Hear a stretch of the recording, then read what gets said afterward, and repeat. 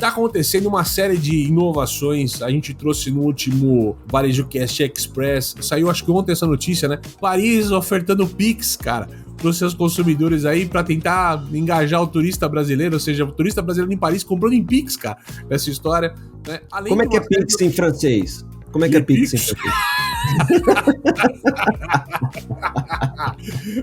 Sei lá como é que é, mas o fato é que é o seguinte, a gente tá cada vez mais caminhando pro fim do dinheiro em espécie, né, nessa história. A gente até brincou no episódio último do Varejo Cast, que eu falei, faz tempo que eu não vou em banco, tiro dinheiro, ando com dinheiro na carteira, e muita gente, hoje às vezes sai nos centros comerciais aqui da cidade e tal, às vezes o cara sai só com o celular, nem a carteira mais o cara usa. Então assim, a gente tá trazendo uma vida de maior conveniência e com isso o papel tem sumido. Você também percebe isso, Fred? Sim, também percebo isso, Caio, e a gente tem visto um movimento, só para ter uma ideia, né, e eu gosto muito, né, você sabe disso, de nas origens das coisas, a gente entender a tendência, né, a coisa que eu mais gosto é a gente ver para onde isso está indo, onde isso começou, o porquê desse movimento, né, para quem está nos ouvindo aí que tem um pequeno negócio, da importância de aderir a determinados movimentos, né, afinal de contas, como diria o mestre Jon Kabat-Zinn, você não pode parar as ondas, mas pode aprender a surfar, né? E eu sou uma prova disso.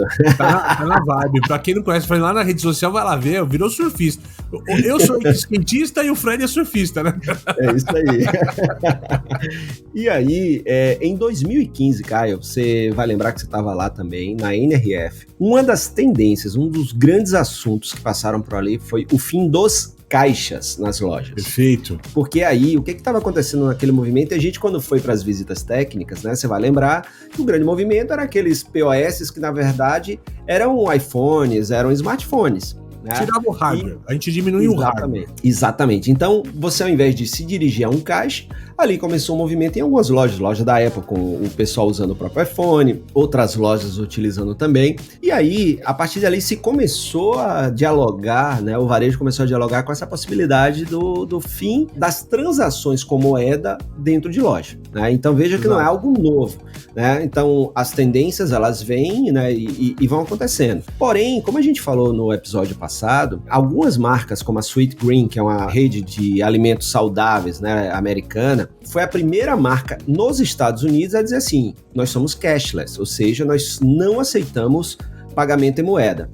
Só que em alguns lugares, como a gente também mencionou no episódio passado, isso é proibido. Exato. Tipo Nova York, né? O estado de Nova York proíbe que um negócio não aceite um determinado tipo de pagamento porque principalmente para uma parte da população menos favorecida, que não tem aquele smartphone ou que não é bancarizada, por exemplo, não teria acesso a consumir os produtos de uma determinada loja, né? Então, a gente alguém que recebeu dinheiro, vamos lá, uma doação na rua, né? O cara foi lá, um pedinte, ele quer tomar um café ou comer um prato de comida, um lanche e tal, o cara não tem acesso, porque ele recebeu uma nota de dinheiro e não poder comprar é um absurdo, né? Exato. Então, esse morador em situação de vulnerabilidade ou em situação de rua que você falou, ele ao receber isso aí indo a uma loja, poxa, o que vai acontecer? Se só aceita pagamento através de meios digitais, ele está sendo excluído do processo.